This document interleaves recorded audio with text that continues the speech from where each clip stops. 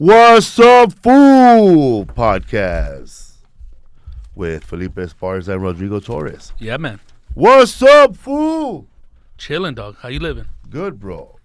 Our sponsor of today's episode is Away, first class luggage at a coach price.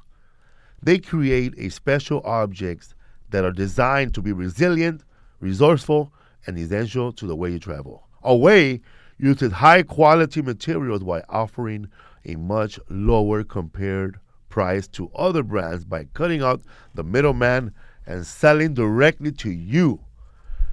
Bro, these bags, I'll tell you right now, they sent me one and the bag is made out of plastic, hard plastic.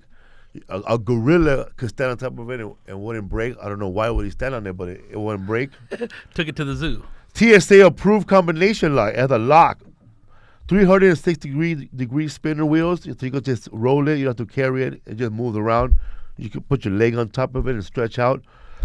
Both sizes of the carry-on are able to charge all cell phones, tablets, e-readers, and anything else powered by USB cord. So the bag has a charging port for USB, so you could just sit there and charge your phone, or you could charge people to charge their phone. That's that little one you brought with you? Yeah. And Resilient. I'll carry it with me the whole time. Tight. Also, man, all of their suitcases are strong and can impact resistant while also being lightweight. All luggages come with a 100-day trial to live with it or travel with it, etc. It's not for you, return it back. Get your full refund. No problem. My personal experience with this bag is I like it, man. It fits perfect. Like sometimes they go, sir, can you check your bag? You're like, hell no, man. This bag fits. They see if it fits in that little thing, and if it doesn't, they give you the boot. You have to check it. Plus, it also expands, so you can open it more. Hell yeah, put more. Also, this bag, by the way, is unless you're traveling to China, you probably won't be able to travel with that charger in the bag, but they come with a little screwdriver that perfectly you could take out the battery and put it in your bag and go on your way. Don't have to worry about it. And this week we had the good fortune because remember our flights got canceled in Atlanta, so we got those tickets that were canceled, and we used those tickets from our flight. Our flight got canceled in Atlanta. Yeah, that one time we flew. We flew with Mike Epps. So TC. we used that money to upgrade, and booyah, first class, like baby. Kings, dog. We were rolling like kings on first class. I didn't want to go to sleep just to get all the snacks. I know, man. Every time the lady said, snacks, yes. A wet towel, huh? Tight. A wet towel, hell yeah.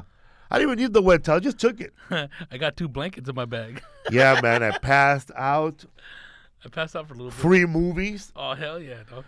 Seen that doc that you're on? I kept looking back, and I felt like saying, can we get a bigger curtain? I can still smell the people in regular coach. Like that was like we don't always fly first class, but when we do. We do. And I had a vegan meal on the way back. Oh, that's right, huh? What'd you get, that couscous? It was couscous with a cold slab of teriyaki tofu. How was it? It was cold. You know what, man? I don't like raisins on anything, bro, but cookies and raisin bran. That's it? Or carrot cake. I don't want no fucking raisins in tamales. I don't want no raisin in my burrito. I especially don't want my raisin on Spanish rice unless it's leche. Arroz con leche? Arroz con leche. A little raisins in there. I don't mind because I'll poke them out. You don't like raisins at all, huh? Nah, but I was like, arroz con leche, I can't stand that stuff. Yeah, so as a listener of the What's Up Food podcast, you can get $20 off a suitcase if you go to awaytravel.com and use the code What's Up Food. That's WHATS up UP. And check out let's start all over. As a listener of the What's Up Food podcast, you can get $20 off a suitcase if you go to awaytravel.com and use the code What's Up at the checkout, and that's all one word, What's Up, WHATSUP, awaytravel.com, AWAYTRAVEL.com, and use the code What's Up.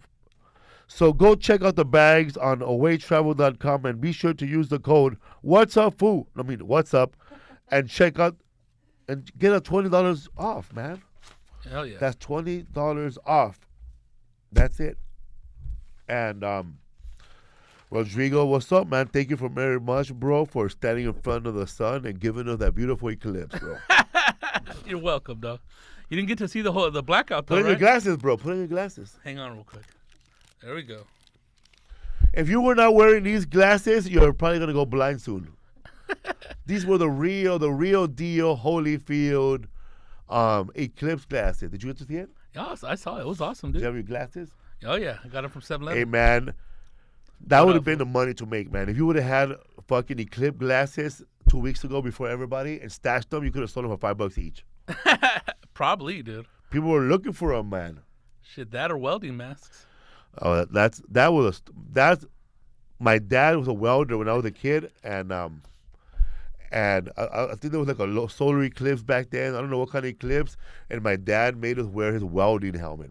I've seen it through a welding helmet before. That shit's awesome, dude. Some people wear their 3D glasses from the movies. Sitting there looking like Darth Vader. Yeah, man. So guess what, bro? I'm back to my acting class. Oh, hell yeah. How's it going? Yeah, man. I went back to my real acting class now. They're all real. One? But this one, I went back to Deb. She was she played a narcoleptic on that movie, the Deuce Bigelow. She played a narcoleptic girl that was on a date with him, falling asleep. Okay. So I went back to her acting class, bro, and I'm back, bro. Hell yeah. How I'm you back. feeling? I feel good, bro. I feel confident. I feel the next time I might get a call back. That's what's up, dude. That's awesome. I feel good, bro. So that's that. Oh, big news, man. What up? Big shout out. I don't know who you are or what you do, but when I find you, I'm going to give you 4 free tickets, VIP, to my comedy show. Anywhere I go, free t-shirt, free merch. I'm going to give you stickers. I'm going to give you hugs. I'm going to let you sit on Rodrigo's lap. This fool. Because you, my friend, put my Netflix video page on your Facebook page, and that shit went viral. It's at 4.7 now, It's right? at 8 million. Really? Yeah. I seen it yesterday, though. It started off on Friday. She put it up on December of 2016. And then I started getting, like, Lisa started noticing that people were hitting her up by, hey, when are you going to come to San Antonio? When are you going to come to San Antonio? All of a sudden, when are you going to come to Austin? When are you going to come here? I was just there. When are you going to come to Milwaukee? Bro, I'm here tonight. Okay. And then, so Friday night, it hit 1 million. Yeah, well, I was saying on Saturday it was at 2.7. Yeah, so Friday night it hit 1 million, and then I shared it on Adam Murray's page on Monday morning. It was at 4 million. So now that shit at 8 million views. I got a call from Edmonton, Calgary, Alberta, to go headline over there. Hell yeah, dude. At some comedy club. We'll see what happens. So that's badass. So That's awesome, dude. that's been going good, bro. Also, my knee's getting better. Oh, your knee. Yeah, I don't know what happened, bro. What'd you end up doing it to it right now? I started walking like a guy that's hurt now. Well, the knee is a vital part of your resilience. So I've been doing a lot of stretching. Yeah. Feeling good. What's up, fool? We just came back from Milwaukee, Wisconsin.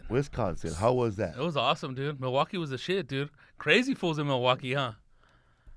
Dude, people wanted to party in Milwaukee.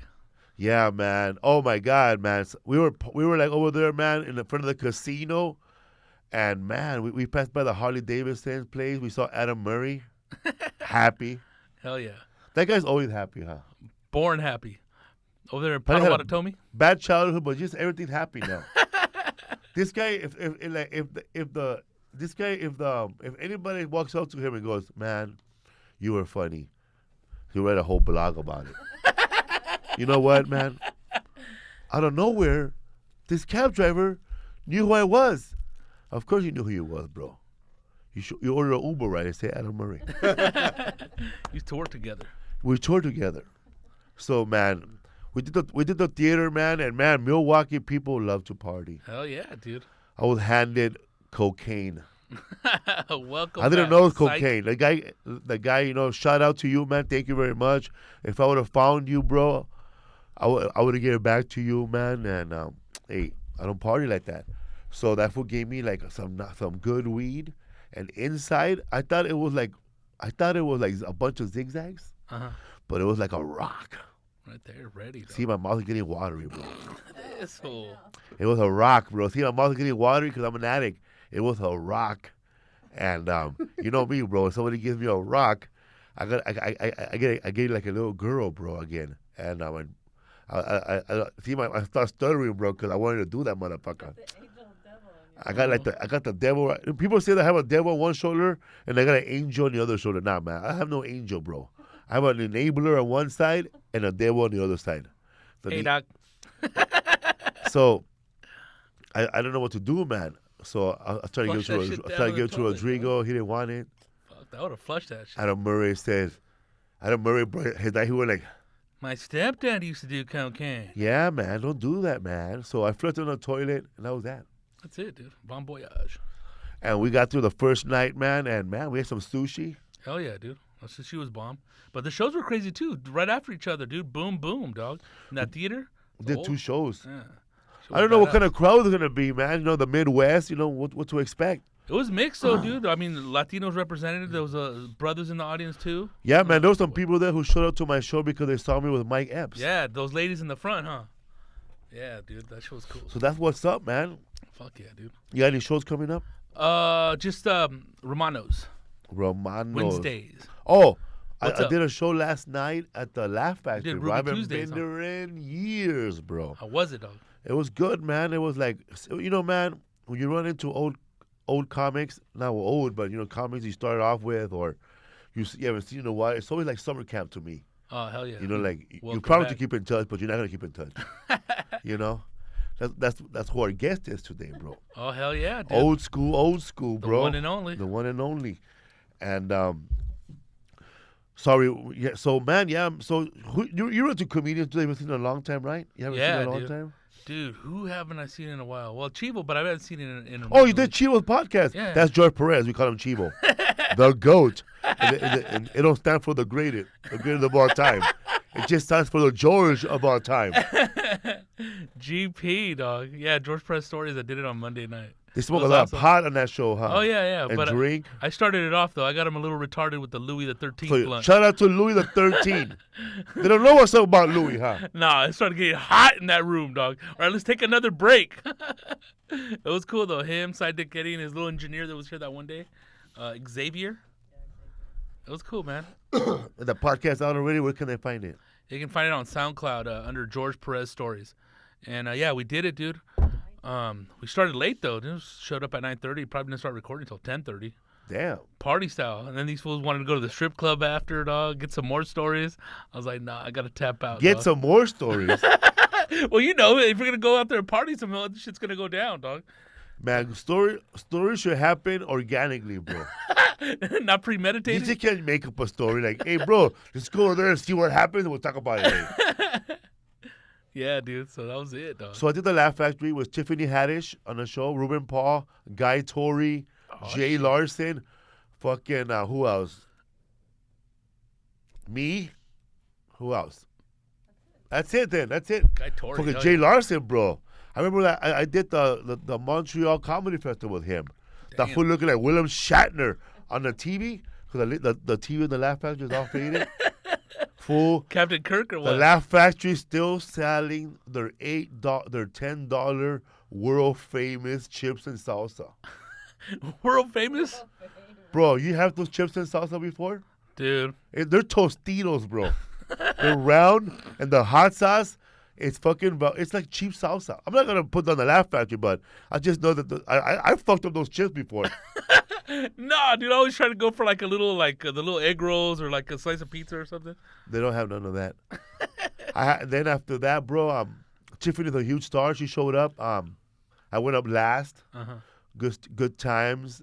And then, you know, when I was standing outside waiting for the car, I saw George pass by, bro, in a blue truck. Oh, really? He said, "What's up, fool?" Tight, wearing dude. my T-shirt, dog. Really? Hell yeah, bro. That's badass. He got a guest spot.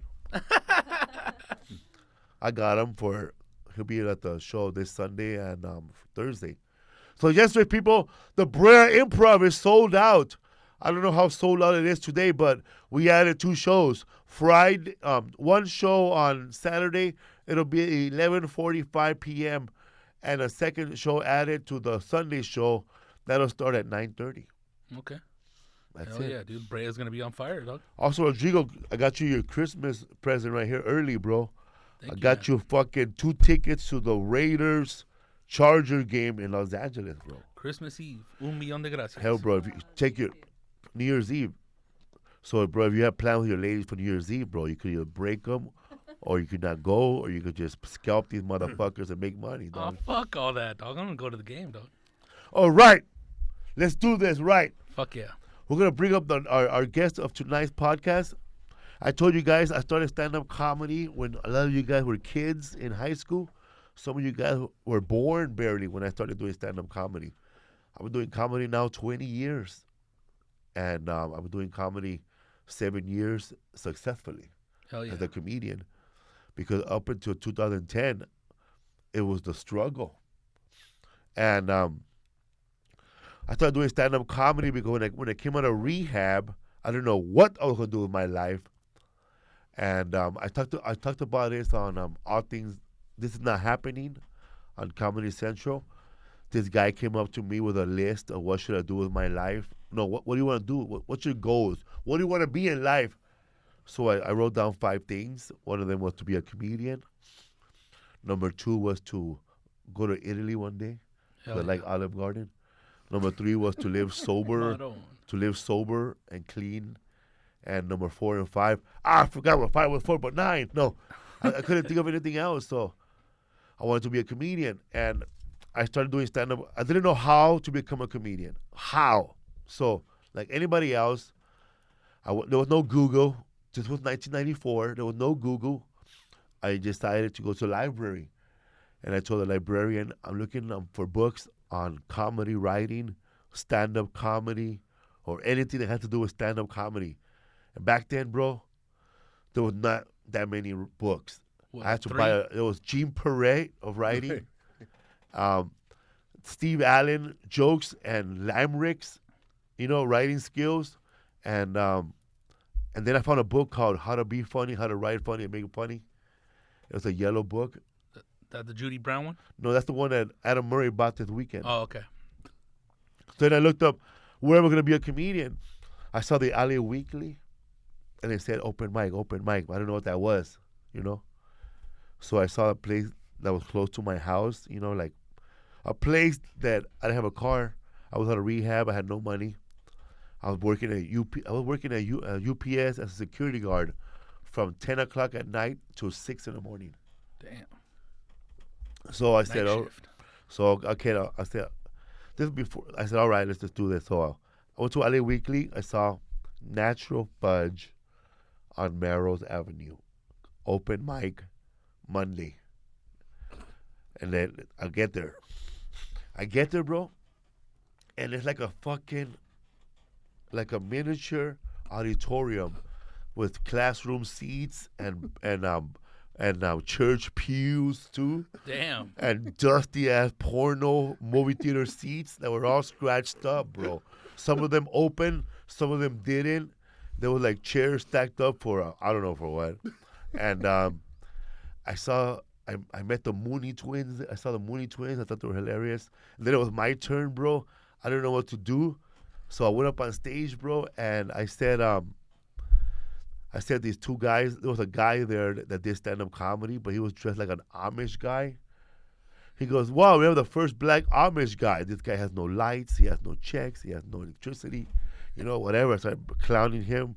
Then I clowned another guy. I thought I did good. I don't know what bombing was. Then the owner came up to me, Johnny Roberts. Hey, kid, you were amazing. We're shooting a television show next week. Why don't you come on down?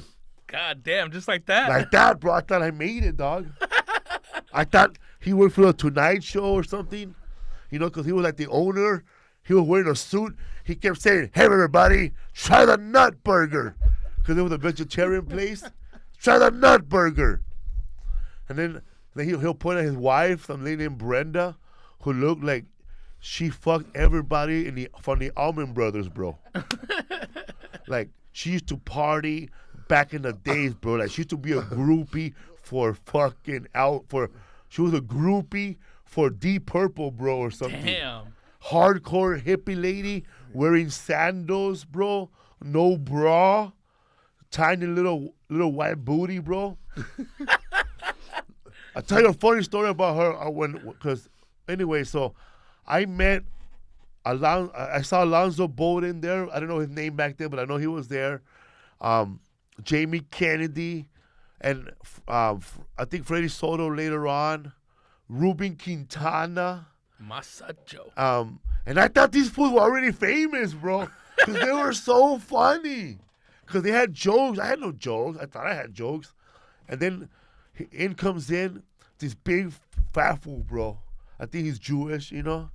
And I never met Jewish people before. I thought the other Jewish people were the one from TV, you know, the one throwing rocks at the Palestinians, you know. They're in Israel. Yeah, Israel. So he goes up there, bro, and he does a bit about his neighborhood, bro. Everybody was doing regular jokes, like they had jokes. This guy came in actually talking about life, you know. Like some comedian, like now it's open to talk about your life. Before it was like just running jokes. This guy was ahead of his time, bro. For me, he was just talking about what was going on in his neighborhood, right? So this fool said, he goes, I live in a neighborhood where everybody plays the same song every week. The same song every fucking week. Every fucking singing the same song. And this week's song is Ay Niño.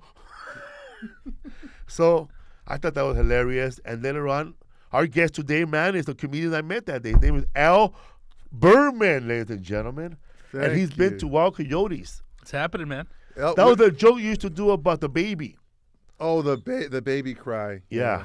I ran that into the ground. What'd you call me? A Jewish favo? What is that called? I met this fat fool, man. Oh, fat fool. Yeah. Oh, A Jewish fat fool. I thought it was like a Spanish word of favo. He's a favo, which means fat fool. Yeah, I met this fat fool, bro. He was up there, man, and then he didn't give a fuck, man. He was making fun of the owner. Hey, dude, I love comics that go in on He the was making fun of establishment, the fucking chick, and I thought, okay, this guy is fucking funny. And then after him was an even crazier Jewish guy. And he started making fun of the owner. Look at your fucking brother, your fucking flat tits. Oh. Fuck! Who's that? Brian Holtzman. A Holtzman. And they would give him the light. Fuck, you ain't getting off, bitch. Like that, dude. And I'm like, fuck, man. This was crazy. He goes, look at Brendan over there trying to get everybody to buy that fucking shitty ass nut burger. Oh, yeah. And I thought, wow, man, So, man, right then I learned a lot, bro. Just that one night, I saw all these different styles. Then I saw this guy with a fucking real comedy. But, man, Brian was, like, insane, bro. You started with that guy, huh? Yeah, I started with Brian. We're still good friends. You guys do a lot of open mics together back then? Yeah, a lot of open mics. And now he's at the Comedy Store and the Laugh Factory. He's doing great. So where did you start off at? I started off at the Natural Fudge. Yeah. That was the place I started off at. And just doing, unlike you, I knew what open mics were. You know, like. That's what I did. That's why I saw open mic, not plural, bro. So I only went there once a week. So when was I lying about Johnny Roberts? No, not at all. But I knew Brenda better. Yeah? Yeah, and she was a trip. Yeah, I remember when Johnny passed away. Yeah, he died. Huh? Yeah, Johnny passed away, and I went to the Comedy Store, okay? Oh. And I'm there all high, and Jamie Kennedy comes up to me. Because Jamie Kennedy started there, too. He was a comedian. You guys all knew he each was other? sleeping in Yeah, his yeah. car, I think. And Jamie Kennedy goes, hey, Felipe, remember Johnny from the Natural Fudge? Yeah, man, he passed away. Oh, that's fucked up. He goes, you should go over there, man. They're all having like a little get-together at the Natural Fudge. So I go there, right?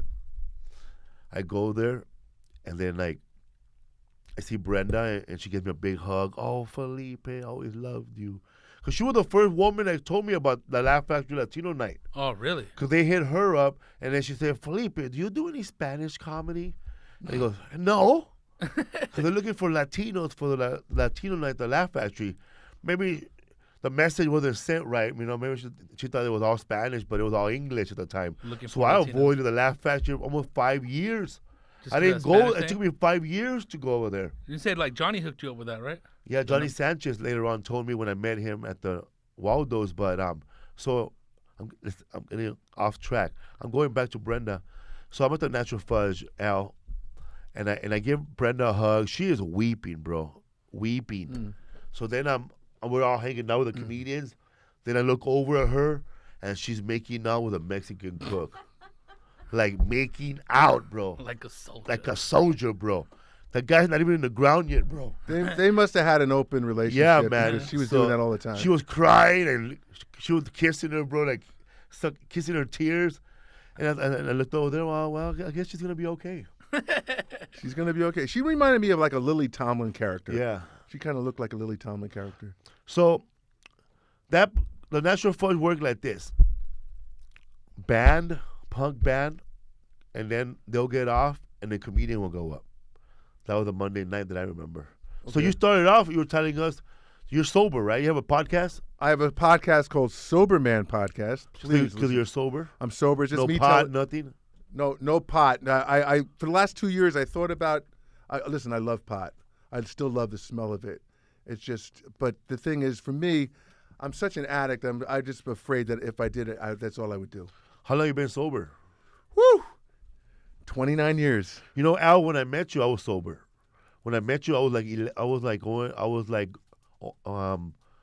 I fell off the wagon on my 11th year. But when I met you, I was like going on 4 years sober, and I was still wow. going to meetings.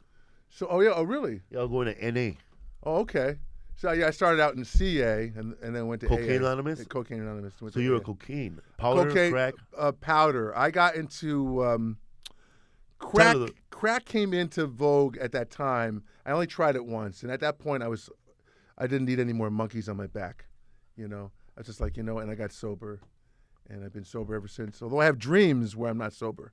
Me too. I still have I have dreams where I'm like going, oh, I've been bullshitting people all these years, and then it takes me a while. I wake up and go, oh no, I'm sober. Is that a normal dream for an addict? Yeah, Like it's it like a is. war story. Like shell shocked. Yeah, it's normal. It's like being shell shocked from living a bad life. Yeah, Because I have dreams sometimes that I do, like I drink. I start off. I get drunk, but then I'm all cracked out again. Doing sober, and then I'm so ashamed in my dream that I decide not to go home and go. oh wow. That always happens to me. Like See, I decide not to go home. Then I realize something in my dream decides that it's only a dream. Then I wake up, but I get scared. My dreams are mostly about pot. Oh yeah. A lot of weed, yeah, a lot of weed. And these days there's weed stores. They didn't have that back in my day. Weed's everywhere, though. It's everywhere, and it's strong. How did you get into cocaine? You said you were in a punk Well, I band? went to a cocaine open mic. No, just kidding. Pokey Mike. A cocaine open mic and started snorting for free. No, how did I get into it? There was this is a good. There's a pot dealer I was dealing with, and he had some coke. Here in Hollywood? Yeah, in Hollywood. Yeah. You're from Hollywood? No, I'm from northern New Jersey, Northern New Jersey? Patterson, where where the Sopranos took place. Yeah. So I like to claim Sopranos. So I just was smoking a lot of weed, and this pot dealer I knew had some coke, and I tried it, and it was just like, ooh, it was really good. And I remember thinking, oh, I got to be careful. I was so careful that I went 5 years straight, And I just started hitting him up, and I inherited like $3,000 because my grandmother died. 3,000? $3,000, and this is like '85. And so I just blew through all that, with little grams and half grams. And were you in Jersey doing that or LA? No, L.A. This is L.A. Were you doing open comedian or No, I was playing music in those days. I had a band. what's the name of the band? The band was called Imitation Life, and we had some success we were on a couple record labels. We were like kind of known in Europe and college radio, so we had a couple records out. You sang? I was believe it or not, the lead singer, rhythm guitarist, chief songwriter. And you call him, you said Chief songwriter. And he's like, oh, that fat fool came in, but I gained so much weight in sobriety, because food is the original drug. You know, you get sober, and now I've been on like 5 weeks of a ketogenic diet. Just trying to like freaking, I'm getting older, man. I don't want to. How'd you stop? What I mean, did you go to meetings right away? Did you go to rehab? What were your? I didn't have go money. Bad? Like, would you spend a lot of time waking? Did you spend a lot of days awake? Oh, I see. Oh, yeah, the all night thing. What? How long? What's the most you stood awake doing that shit? No more than a day, but I mean, I spent many nights where you're looking out the window, and the birds are chirping, and then somebody throws a newspaper against the building, and you go, "What the hell is that?" You know, it scares the hell. Here's one thing I used to do, because I used to drink beer with my cocaine. So if I ran out of beer, say it's like 4:00 in the morning, I'd be waiting until the supermarket would be legal to buy Coke. I mean, by beer. So I would go there about 5:30 and pretend to shop. You know, just pretend to shop. And then so that 6 o'clock I could buy a 6-pack, go home and just pound the beer so I could freaking go to sleep. You know. Man, I've done that lots of times, man, at Ralph's.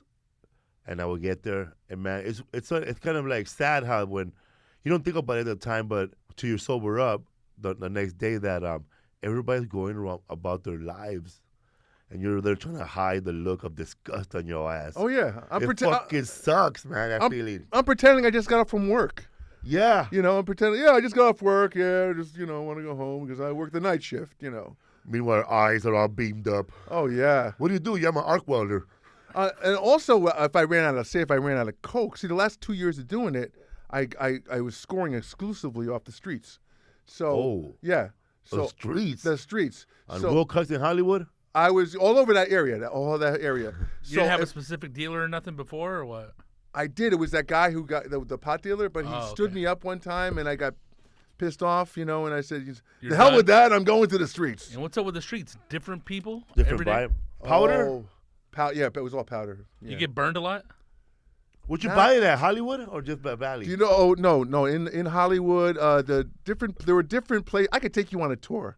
I could take you to certain places and go, I used to buy Coke there, but there was a park on Vermont by MacArthur Park? No, I didn't. Well, not MacArthur Park. Vermont is a little park, Chateau Park. Oh, Chateau Park. Chateau Park. Chateau Lanes. Chateau Lanes. Yeah. In back of there. Chateau is hardcore, bro. I was going there. Damn, Chateau, the place you didn't want to go there, bro. You know what I did one time? I was such an idiot. Chateau Park. I didn't have anything. The guy had. I was buying some Coke, and the guy didn't have. I didn't have anything to put it in. Like he just had a baggie. So I was going to put it on a tissue. We went into the men's room. And I was going to put on a tissue, and these guys took care of me. They go, no. Then they found a thing, and the guy took out a big knife and put the Coke in. I mean, they could have just gutted me. Yeah, just gutted me. But I'd do anything for my Coke. So, wow. So, Chateau Park, so you met him at Chateau Lanes? No. I just knew. Somehow, I don't remember how I knew that you could go there. How did you know, man? Like, it's funny how a drug addict works, bro. Like, sober, in a sound mind, I remember looking for crack over there by MacArthur Park, 18th Street, right there where by the MS-13 gangs hang out at because I knew where the gang were. And I was just driving my car. I'll pick up a fucking crackhead. Hey, listen, man, you want $20? Yeah, get in my fucking car and help me fight fucking crack right now, and I'll give you the fucking $20. So I have him driving around and think, well, you know a guy? Well, let's go over here. Well, tell him to come to the car. See, man, all this takes a lot of balls, bro. I could never do this shit sober. No. And I'm laying at night out sobered, paranoid, thinking about I can't go out at that at night. I can't go out and do that again. But I fucking still do it again. I would hear gunshots, and I go, "Oh, time to go out." I wouldn't even stop me. I go, I gotta go because I gotta go. I'd be standing in hall, and like I'd go to like these ghetto hallways and be waiting. Somebody would be knocking on the door of the dealer. I'd be waiting I gave him $50. I'm getting chills thinking about it now, man. So I gotta get me some Coke right now. How did you know to go to Chateau Lanes? I don't remember that. I don't know. I just lived in that area, and there was like different like places that I would get it from. You just seen the activity and people slanging and stuff like that and go up to them, or what? Well, yeah, the whole park was just people dealing and people scoring. How I never got arrested, or is amazing. I find that amazing how I never got arrested. One time I was waiting for a guy. This is on Beverly by Western, the street next to like Oxford or whatever it's called. And I'm in a car. I give the guy money. I'm waiting outside this building, and this car pulls up and flashes its beams, and I just go, all right, I guess I'll just go. And it was a black and white, man. A police officer? It was 5-0, man. And what did I do? I went around the block. I went into the parking lot, shut the lights, waited for the guy, picked him up, because nothing was going to get in the way. I don't care. And I didn't, it was amazing. Wow. You ever get ripped off with fake stuff? Yeah, a high school kid. I'm so ashamed of this high school kid. Fucking high asshole. school kid at Chateau Park. There I you gave him go. the money, and he got me some. Either didn't give it to me, or he got me something that wasn't coke. And the next time I saw him, I punched him. I'm a friggin' man at this point. This kid is under 18. I punched him in the chest, and then I go, "What the hell am I doing, man?" I mean, he got all defensive, And I had to let it go, of course, You never got burned full with any weak shit or anything that you noticed it was kind of cut too much? Oh It didn't work all the yeah, way? listen, it didn't matter. After a while, you're just snorting like Chalk. Yeah, chalk, man. It was if it's white and it's powdery, and Yeah. you just don't care. I mean, when I first started, when I got hooked on it, I was just It was like, good shit, right? it was the great shit. This guy was actually smuggled it in from like Colombia or someplace like Damn. that. So I thought that but then as time went on, you're just chasing that forever. Yeah, because that's how they get you, man. Like I remember when every time I've done coke again, that line was the best one. Then after that, I'm like chasing the dragon, bro. Oh, it's the first line $1 million, second and a half, and by the end of the night, you're just like you're broke. And then I remember one time, bro, I was hanging out with some chick, and I kept doing this coke, right?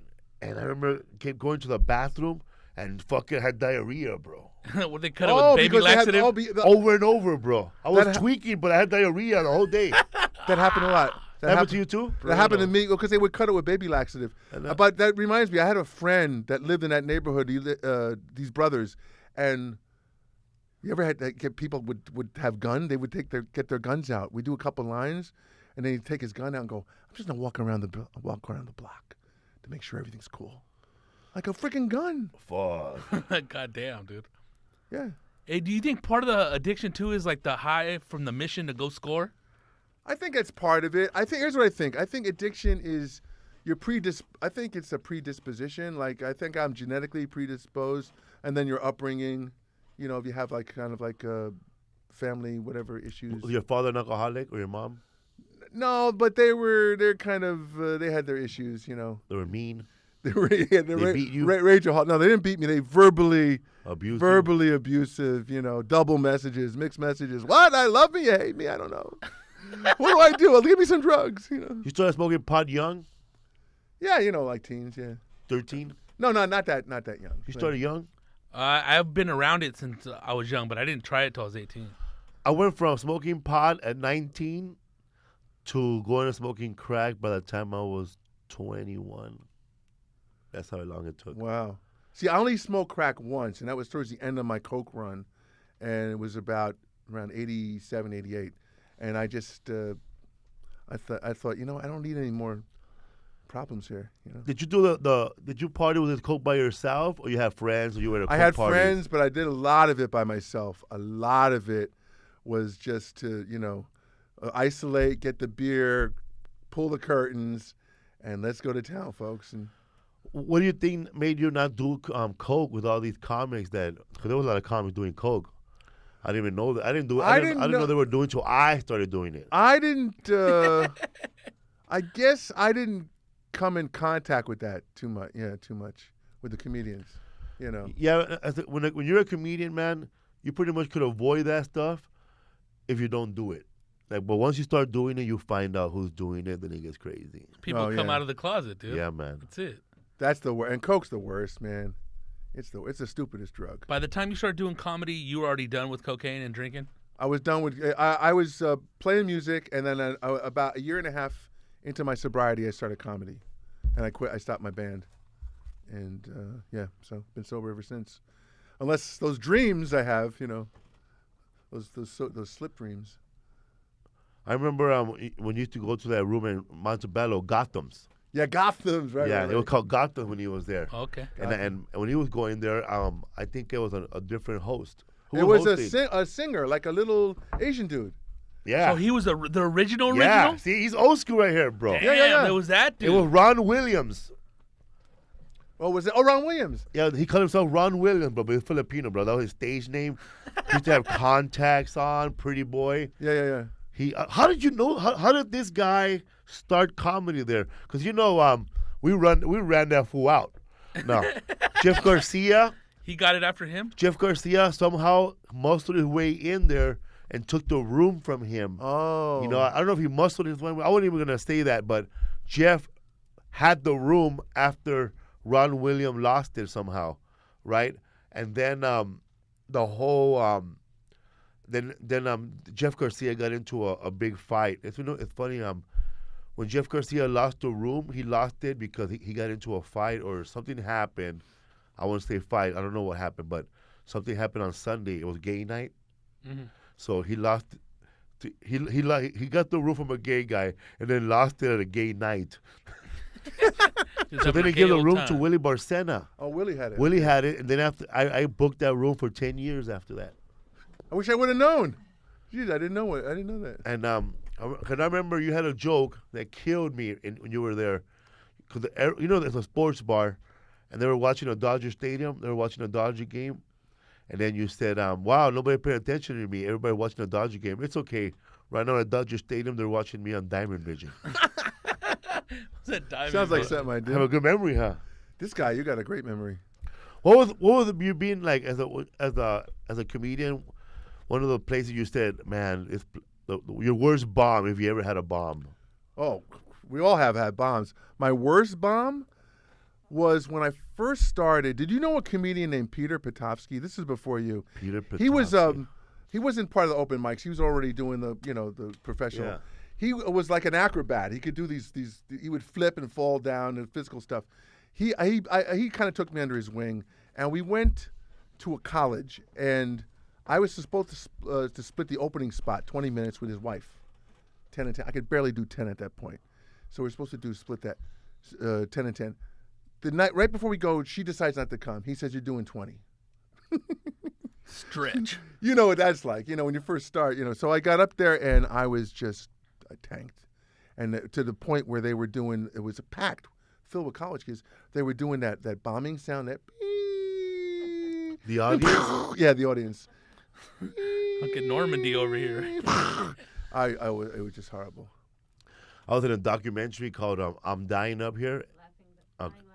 Okay, my bad. Oh, I just saw that. I think. I'm laughing, dying. Dying laughing. Yeah. I was Saw it on it. the plane. Yeah, I think I saw that. Yeah. I was on a plane and we're talking about bombing, man. And how did the bombing feel like to you, Rodrigo? Oh, dude, it's fucking gross. Take us back to last night. It just it fucks you. You can't really do anything. It does. Unless you can flip it around, dog, and that's very rare. And It man, feels really shitty, dude. the hardest bomb that I get now, it's not the bombing that a kind of an audience member is gonna notice, but it's the kind of bombing that I know personally, and in my head I know that I'm stuck somewhere, and I can't get out of it, and I can't go back to the material somehow because my mind is still focused on this fucking bad bombing I'm getting. Right. I had a thing once at the Belly Room, the Comedy Store. It was like some kind of African American night, and you wouldn't even call this a bomb because I went up there. Fat Tuesday? It wasn't Fat Tuesday because it was before Fat Tuesday. It was on a Monday night. Yeah, Monday night. It was upstairs in Yeah. And these guys in the front they wouldn't let me say anything. I went to do it, and they just started yelling at me, and I just walked out that side door. And so, I mean, I guess that is a bomb, right? I couldn't. Yeah, it is a bomb. Okay, it's a bomb. So I was telling you, I started when I met a lot of people there at the Natural Fudge, like Freddie Soto. Yeah, Freddie was a good friend of When he mine. was driving that post office truck, remember? Oh yeah. Freddie Soto used to have a fucking post office truck, Little Jeep. a little Jeep, bro. But he was like an old postman. I got to tell you, Freddie and I became good friends, and I'm a little bit ashamed of this. When Freddie first started, me and Jamie Kennedy were really tight, and we were friends with Freddie. Freddie was so bad in the beginning. I used to hang out with you guys. I used to go eat with you guys at Norm's before there was Oh, yeah. before it was what is it called now? Mel's Diner. Oh, Ben Frank's. Ben Frank's. Ben Yeah, we used to go Frank's. eat at Ben Frank's. Oh, yeah. That's what it was before Mel's? Yeah, before it was Norm, before it was Mel's Diner. It was Ben Frank's. Ben Frank's on Sunset. Delicatessen, huh? It was a real old school coffee shop. It was great, Damn. 24 hours. And I was fortunate to go with you guys maybe a couple of times. And Fortunate. I was fortunate, you know. Yes, I we tagged we sanctioned him. I tagged along, bro. And hilarious. I ate with Jamie Kennedy, Freddie Soto, Al, and Cynthia Levine, I think. Cynthia Levin. Cynthia Levine. I just did a gig with her. Yeah, man. And then we were all young comics, bro. And then, of course, Jamie Kennedy didn't have no money. I think he was living in his car He or had something. no money. That No guy, money, bro. He was like, that was before he wrote that letter for that. I think after that, he went to London to do comedy, to do acting, or before? No, after he went to London for, that's so funny. God, what a memory. He went to London to study at a Shakespeare, I think. Yeah. And then he did that for the summer, and then he came back. What he did is he got a couple of self-help books, Think and Grow Rich and something else. Who did? Jamie did. At an open mic at a coffee house. They were used copies, and these books changed his life. And I saw him go from, he read it because he applied it. He went from being completely broke within a few months, just getting commercials, and then he started getting agents and management, MTV. and MTV, TV, movies, and all that kind of stuff. Jamie blew up the same time that song from Beck came out. I'm a loser, baby. Right. I'm a so loser. the whole vibe, the whole skating shit, you know. It was all part of that little He was Genesis. part of that mix. I Yeah. remember he did a guest. Went up right before you at the Last Factory when he had his FX show when he was barely starting. That's the last time I seen him. Then he got that cool little Hey. part in there's Scary movie. Scary Movie. That was around No, that was Scream. Scream, yeah. Scary That's movie. what put him over. Yeah, Scream. Yeah, but we were all hanging out, bro. Damn, that's crazy, dude. And it was called. What was it called again? That Ben place? Frank's. Ben Damn. Frank's, and I think it was better then than it is now as Mel's Diner. Old school, huh, fool? It was old school American old school. You used to coffee shop. write for comedians, Jamie Kennedy? No, I mean I help out. Not really. Oh. Well, and actually, I take that back. I did write on his special. I thought you were talking about back in the early days. No. I helped him write on his special, one of his specials. And then after the whole Natural Fudge thing was done, another room popped out, and this lady actually goes to my shows when I'm in El Paso. Dawn. Oh, Dawn, she's my friend on Facebook. Yeah, Yeah. every time I'm in El Paso, Dawn and her husband go to my show. Chris, right? The Chris. ones that showed up with that big RV. Yeah, bro. Do you remember Chris's dad? Or Yeah, he used to sing. You sing? LA. I used to make so much fun of him because he Dude, had that so much was- reverb. You were so funny when you used to make fun of anybody, bro. Bro, this fool make fun of people, bro, that you didn't think they're gonna make fun of, bro. like the owners, and then Dawn, the blonde lady, had a father, or Chris' father, and he was like he was a crooner, bro. Crooner with a lot of echo, a lot of reverb on his mic. Yeah, and he when they were looking for a song to be the official song of Los Angeles, Don's father, or Chris's father, he wrote his own LA song and turned it in. Of course, they didn't take it, but he sang it every show.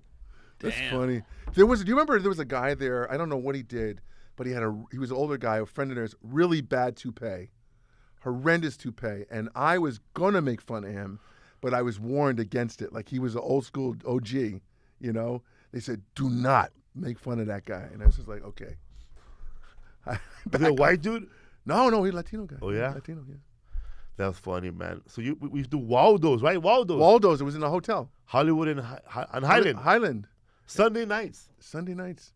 He knows the freaking days. What in the time? Cause I would only do comedy, bro. After Natural Fudge, I had the Laugh Factory, and then I had Waldo's, and then man, remember we used to do the fucking with Chewy from the Comedy Store. He used to bring out that big jar. We used to write our name on it. Oh, potluck. Oh yeah, Chewy. Yeah. Potluck at the Comedy Store. I knew Chewy from a place called the LA Cabaret, and they might have been closed before. Damn. That's old school. That was in Encino. Yeah. You did the LA Cabaret Yeah. with the original owners? Yeah. Were you going? Were you there when it was hot or when it was dead? No, it was already gone. And I once told the owner on the phone to go fuck himself, and I forget what happened. He was such an asshole to me. You can swear on this thing, right? 'Cause I usually don't swear, but I told him to go fuck himself, and then I felt so bad as a sober. I had to make an amends to him, so I called him back, and I said, "Listen," his name was Ray. I said, "Ray, I'm calling to apologize for what I said to you. I don't want to play your club. I'm not saying that because I want to play your club. He goes, well, you're not going to play it anyway." Oh yeah, fuck you. What's up, fool? All right, ladies and gentlemen, we have our second sponsor. It's called Bombfell. Do you hate going shopping for clothes? Are you like me and never have time to go shopping? Or maybe you don't know what to wear or how to put an outfit together. And that's a lot of you motherfuckers. I've seen you guys. There's an easier and better way to shop for clothing. Okay? Maybe you don't know what to wear or how to put an outfit together. There is an easier, better way to shop for clothing. Bombfell. They're this cool new service that I signed up for because I hate clothes shopping. I am never home to go shopping, and I want to have someone else pick things out for me that I might like.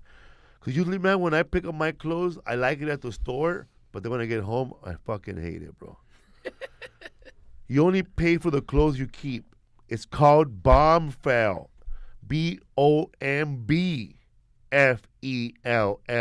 Bombfell. You sign up, put in your measurements and style choices, what kind of clothes you like, casual, preppy, etc. These are actual clothes, man. Not like when you buy an extra large and it's too tight or it's too loose. They'll send you a measuring tape, bro, to measure your chest and your length and everything. Oh, tailor style? Yeah. And hell yeah. They pick out the colors for you, man, the right colors. To match? To match, bro. It's like having a personal dresser all the time. So it's like a little outfit then. A little outfit. You have outfits, bro, matching stuff. No more, tennis shoes and shorts. No, L, just kidding. No more sweats like you and I, bro. No matching sweats. Lisa got it too, right? No. No? All right. That's not, she didn't get it. Was I not supposed to wear shorts for this? No, just kidding. No, like, these people pick out your clothes. You choose how many things you want to see, pants, shirt, etc. They have stylists, bro, pick out an outfit that they send you an email with the clothes, and you can say whether you like them or not. And if you do like it, they send it to your house, and you have 7 days to try them on, bro. You can wear these to church, to a house party. If you don't like it, send it back. And then keep them or send them back saying you don't like them, and they won't charge you. They only charge you for like once you keep the clothes. Anyways, they sent me 2 T-shirts and a pair of pants. The shirts were tight, bro. I don't know who was wearing this extra large. It was tight. Tight, bro. You could see all my nipples were hard. Everything. You could see everything. My ribs. I said ribs. I should have chosen 2X, That was my bad. That was my bad, not Bombfell's fault. But I was like able to send it back, and I'll see what they choose for me next month. The pants, bro. The pants felt good, bro. They were perfect? You know what, man? I kept the fucking pants. They were perfect. You know what they felt like? It felt like putting on flannel. Yeah, fool. It just felt comfortable. Like I could take a nap in these. I could go on a Coke binge and pass out. Hey, Yes, hey, you Were know. they like khakis or what were they like? No, bro, they were soft. They felt like sweats. They're colored Re- denim, but They're it denim. was different color than denim. It was like a plum. That's cool. Love the pants. They're high quality and super soft, and nothing is greater than getting home and seeing a hand-picked outfit sitting on your porch ready for you to wear, and you didn't have to do anything. As a listener of the What's Up Food podcast, you can get $25 off your first purchase, or go to bonfell.com/woof. bonfell.com/woof, and that's WUF/WUF. That's bombfell.com/WUF. BOMBFELLDOTCOM/WUF to get $25 off your first purchase. Bombfell, open and close. Bombfell, open and close. Yeah. So what's up, Rodrigo, man? I see you sometimes you dress good, sometimes you look like shit, but most of the time you look good, bro. You killing dress it. yourself or Yeah, you fool. have your mom dress you? What am I in the 6th grade? Can I tell you something about my mom dress? But man, What's up with those outfits, dog? oh my God, dog. Tell me, dog. I went clothes shopping with my mom one time. I was already a comedian, we haven't hang out, and she went to go buy me clothes. Fool, I wanted to hit her, bro. I wanted to cry at the bullshit she bought me, bro. What'd she buy? She bought me a long sleeve striped shirt, like long sleeve striped shirt with matching shorts, bro. And then she got me a red T-shirt with a matching shorts, bro. I mean, what am I, in a fucking rugby team? Get battered. I like, I dressed like that when I was 8, bro. That's like an 8-year-old. Yeah, man. Whatever you do, don't go to momfail.com. What's up, fool? What's up, fool? We're here with Al Berman, bro. Okay, I did that at What's Up. I'm gonna do a little What's Up, fool myself. So you were like, you were hanging out with Freddie Soto for a long time? You have the longest commercials in this podcast. I have know, to say right man. now. Yeah. Freddie Soto and I, yes, we were good buddies. Super and tight. Super tight. But what I was talking about before, I'm a little bit ashamed of, and I talked about this in his documentary that I think his wife put together. Jamie and I used to make fun of him behind his back because he was so bad, and he was terrible. He was. But then with him and I. They cut out to the characters. Yeah, and then fast forward to like a few years later, I was at the Laugh Factory when I was working with Jamie, and I saw Freddie, and he became a great comedian. I saw him about a year before he passed, and him and I got robbed together. What? We got robbed in the neighborhood of Melrose, Normandy. Damn, who was bad back then? Yeah, he drove me home one night, and I had the door open. We were just chatting after a mic, and all of a sudden this little cholito comes by with a kerchief on his face. A handkerchief, a bandana. What Yeah. color? Red or blue? I forget what color Black. it was. I almost started laughing because I thought it was a joke because he looked so funny. But then I saw the gun, right? And then he said, he put the gun on me. Then another guy came around and put the gun on Freddie. And 2 more other guys came with no guns. And they only had one bandana for 4 guys. One bandana. So they went in your pockets or what? I had $4. They took my comedy notebook. Oh my God! In my bag, I had a bag. They took my bag. That was the only thing that pissed me. And they took my little tape recorder. Remember we used to have those little cassette recorders? They took that, and I drove around the neighborhood afterwards trying to find it. And the cops came. We called the cops, and then they put us up against the wall right away Yeah. and checked us out. What did they take? What did they take on Freddie? Freddie, they took a lot. He had a lot of stuff. He had a nice coat. He had some. They took his jacket. I think he had some jewelry. He had a lot of stuff. Yeah. He had a lot Like more than. Liberace. Yeah, he had a lot more stuff than I did. I swear I had $4, a comedy notebook. And I started doing bits like, if you see some cholos doing my act, let me know. I remember you talking about that. Right. Those folks must have been pissed they didn't get shit on. Well, the gold in the jacket, maybe. What? They just showed that was their neighborhood? I don't Or know. was just robbing random people? I Had think to they be, were dude. robbing random people. And then what they did, there was a couple in the car in front of us that were kind of like making out, and they went to rob them. So we had to wait until they got done robbing them, before we could leave.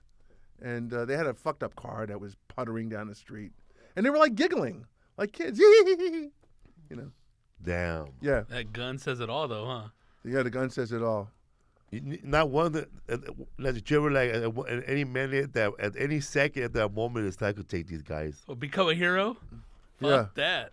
I get real relaxed in situations like that when it gets because I think for some reason, Professional victim over here, I'm dog. like, no, I just They like told me to lay down on this couch. Perfect.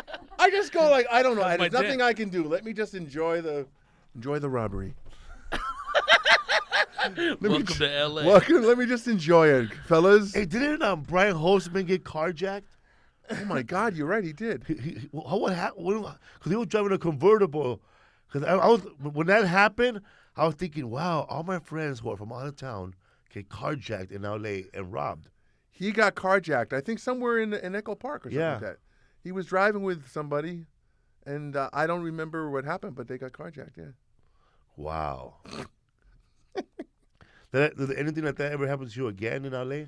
Well, one time I was driving home, and it was really late, maybe 2 or 3 in the morning. And again, there's a car of, whatever, Cholo guys in back of me, just me in front and a red light, them in back, about 4 of them.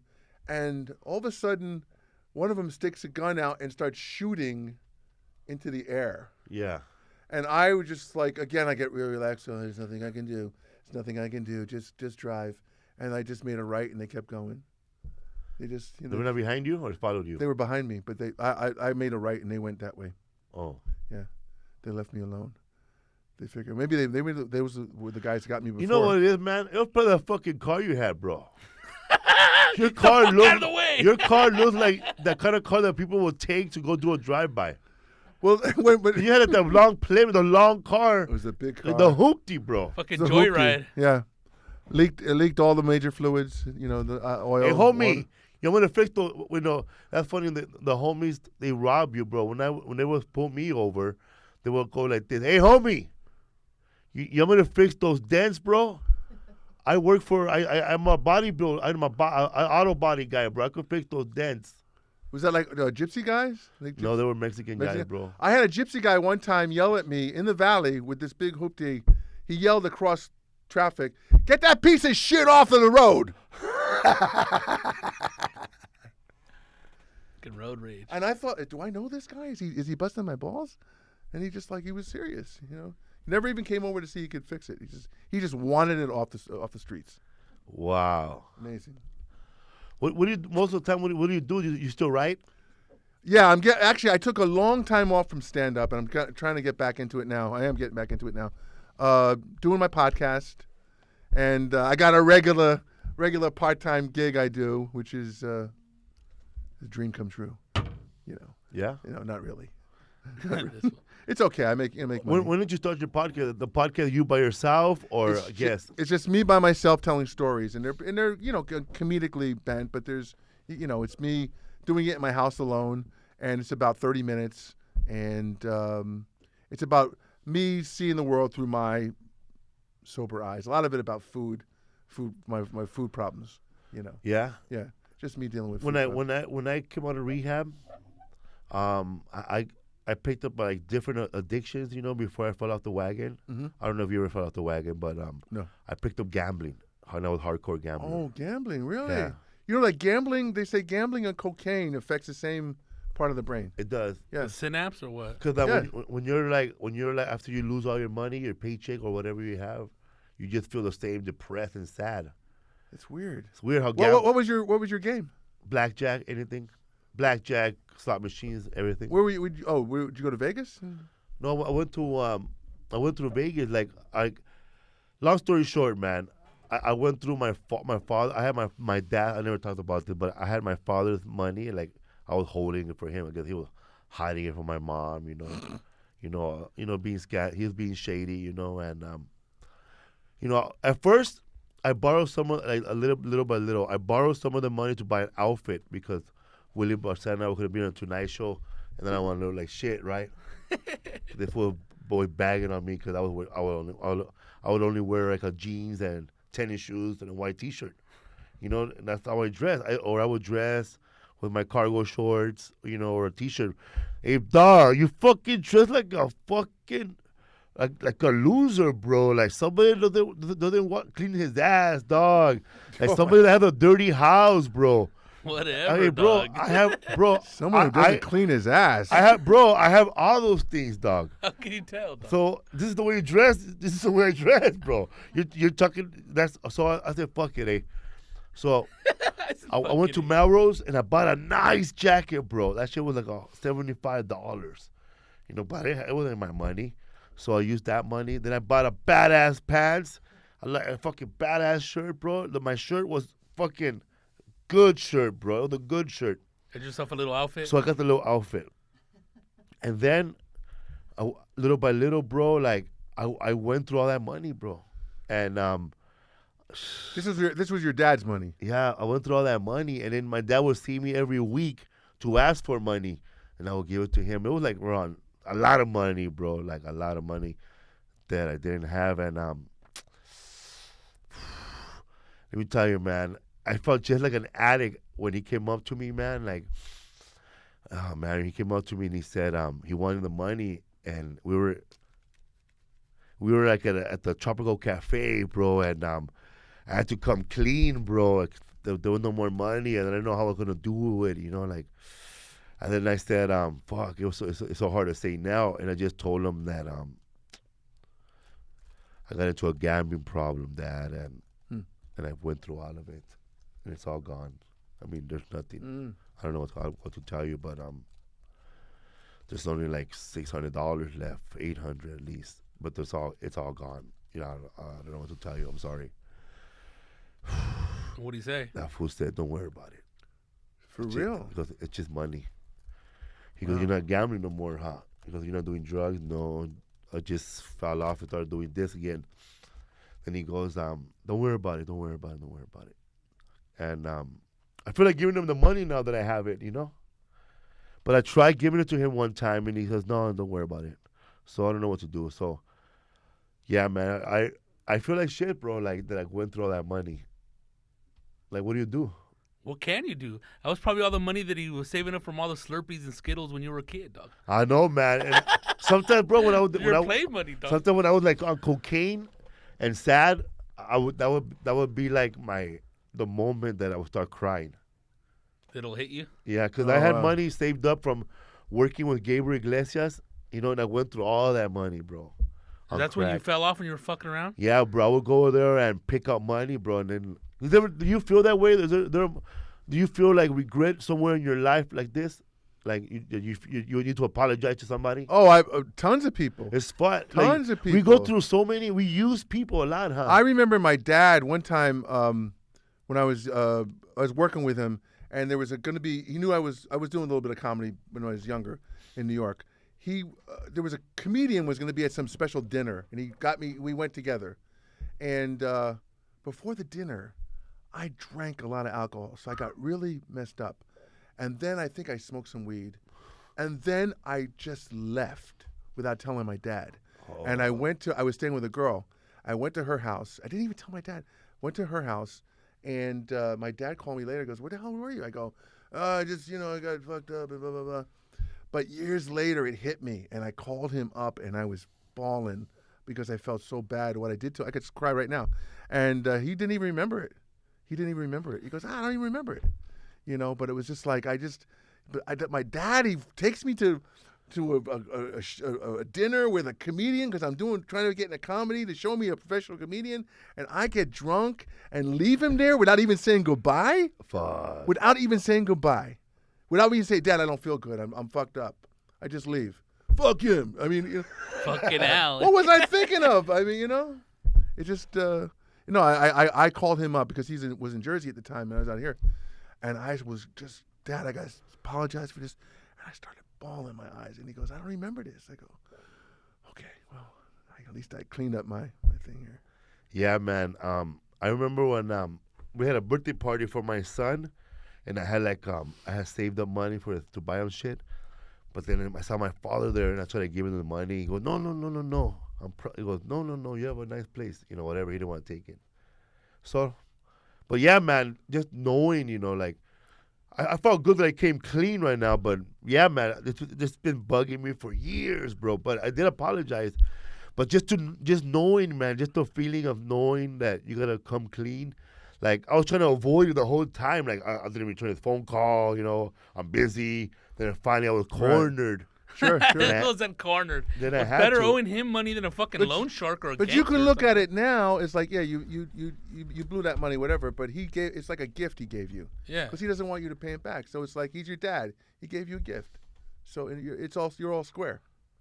Yeah, because you don't fucking. I mean, dude, all that other shit is different, dog. What bothers you more is, he doesn't bother them. Maybe it Yeah. was some fuck around money for him too. And now I'm thinking about the specials coming out. I talk a lot of shit about them now.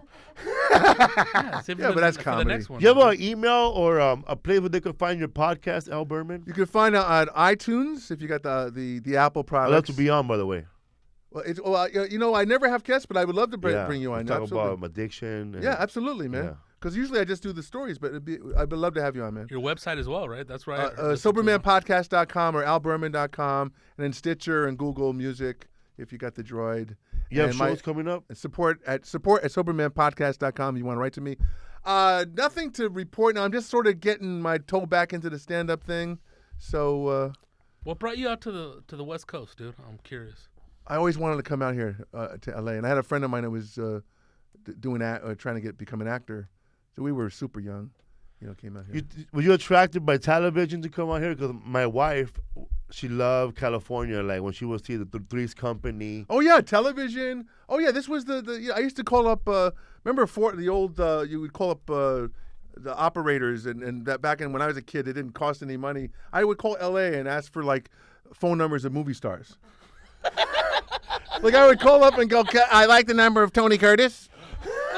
Tony Curtis. And then they go, because he was a big star, and then they go. Burt I knew his real name was Bernard Schwartz. How about Bernard Schwartz?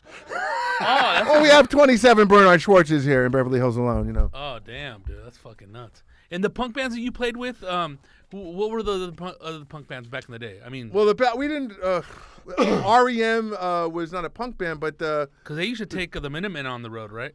yeah. But the REM was one of the guys who came and jammed with us. We were on a French label, and we were with the Replacements and Oh, okay. and Oh, the hell Cramps. yeah. Oh, and, really? dude? And the drummer from X used to come see us all the time. So like the Blasters and all that scene? Those I didn't know them that. that well, not too much, but Okay. not too. No, I knew the drummer from the X better. All right. So did Bone you ever Break? do Al's Bar in downtown LA? I never did Al's Bar. No, That was the original punk gig, huh? no, I did. Yeah, I did all the. For anybody guessing, the 80s, Al's Bar was the place to be for punk.